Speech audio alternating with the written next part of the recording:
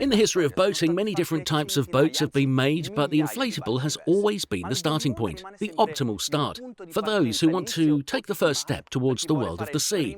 Well, all this is true in theory, perhaps when we are talking about normal inflatable boats, but this one is different. This is much more.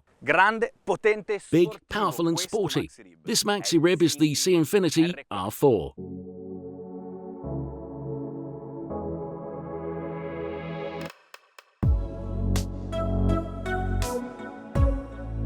Overall length, 13.24 metres, maximum beam width, 4.5 metres, lightweight displacement tonnage without engines is 4,500 kilos, and it can carry 200 litres of fresh water and 1,000 of fuel. So this inflatable has an autonomy of 250 miles, and if the water is not enough for you, there is the possibility to install many possible gadgets, such as the Seakeeper or the Water Maker. This way you can comfortably stay at anchor for many days. Well, I have to say that on a sporty inflatable like this one, that is really a wonderful thing.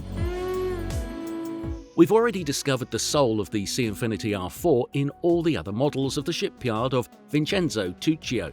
So far, SEANFINITY has built boats such as the T4 and the T5, but this is the first Maxi rib that the shipyard develops. But knowing the previous models designed by Gianluca Caputi, I have a good feeling about this one and great expectations. The whole range is characterized by high-performance hulls designed to guarantee impeccable seaworthiness, especially in rough waters. And to achieve this, the waterlines must be averagely narrow and streamlined. Check at how the volumes of the deck are really wide, so there's no lack of space. This is a truly admirable feature, because being able to design a super-fast hull with such habitability on deck is not everyone's cup of tea.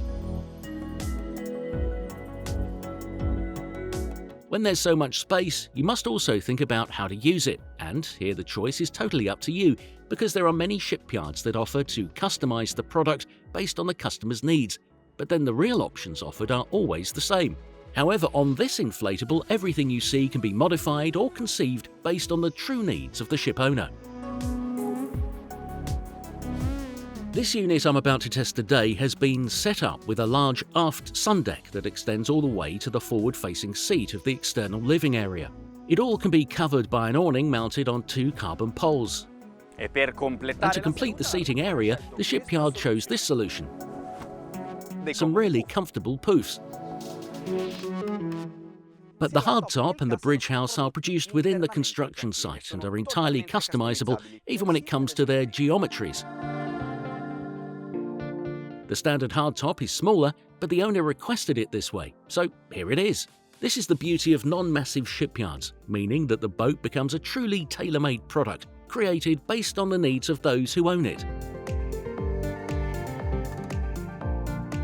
Below deck, a forward cabin and a separated bathroom. The spaces, which are suitable for a couple or at most 3 people, are also comfortable enough to spend more than a few days at sea, and even here the possibility of customization is total. So we know what's below deck, and we know that there's a lot of space in the deck. But what about space for storage? That isn't missing either.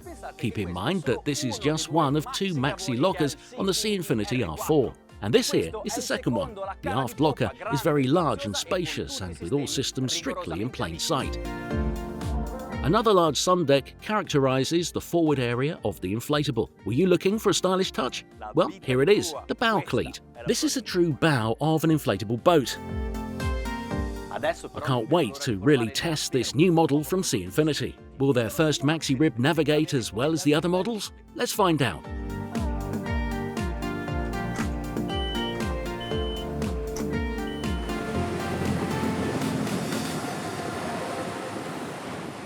When you develop an inflatable boat, you have to make a major choice: where to place the tubular, whether at the level of the waterline or slightly above that. Both options have their advantages and disadvantages.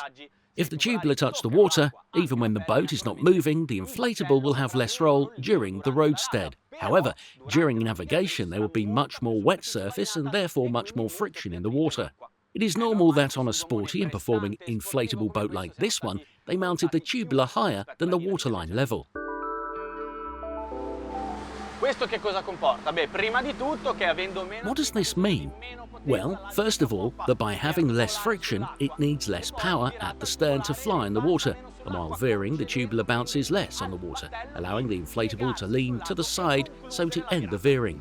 A questo punto è importante anche però conoscere il dead rise, ovvero l'angolo di chiglia. E su questo... However, at this point, it's also important to know the dead rise, meaning keel angle, and on this boat is 23 degrees, which means an extremely deep keel.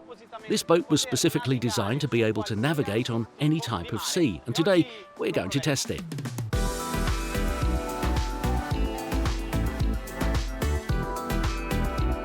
Tutto il battello, chiglia, coperta e sovrastruttura sono state laminate a mano. The entire inflatable keel, deck and superstructure have been laminated by hand in fiberglass. This certainly means having a little more weight, but don't think that lightweight inflatables, such as those made in carbon fiber, are better. Weight is important. In fact, we need it to have more power on the wave when we cut through the waves, so we need it to navigate well.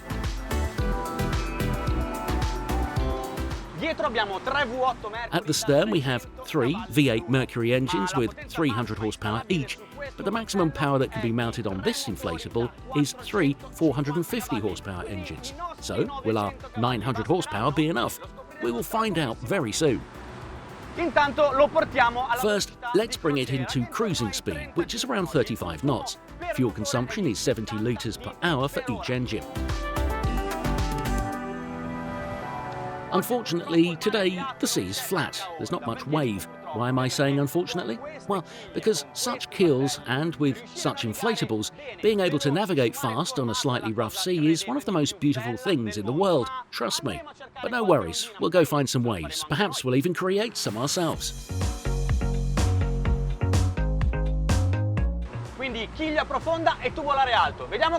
So we have a deep keel and high tubular. Let's see how it veers. We reached 40 knots and now let's totally lean on the left.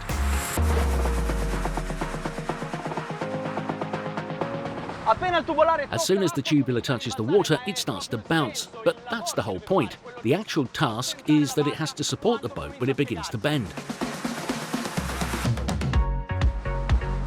I close the veering and I have to say it's really amazing because the veering angle is incredible. We are managing close to a tight circle, the propellers don't cavitate and the boat seems really steady on the water.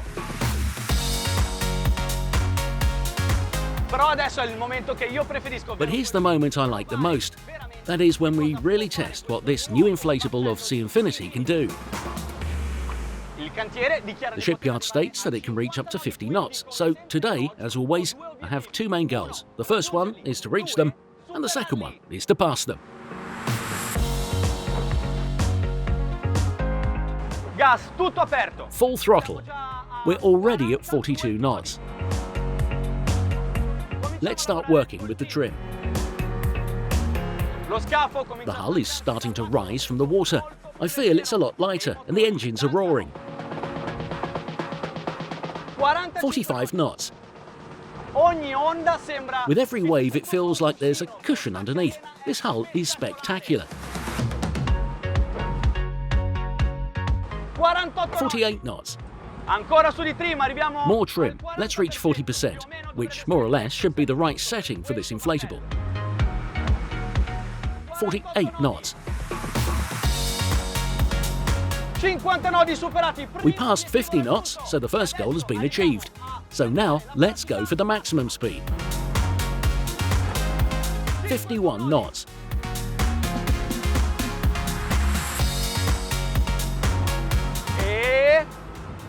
And 52.5. We did it.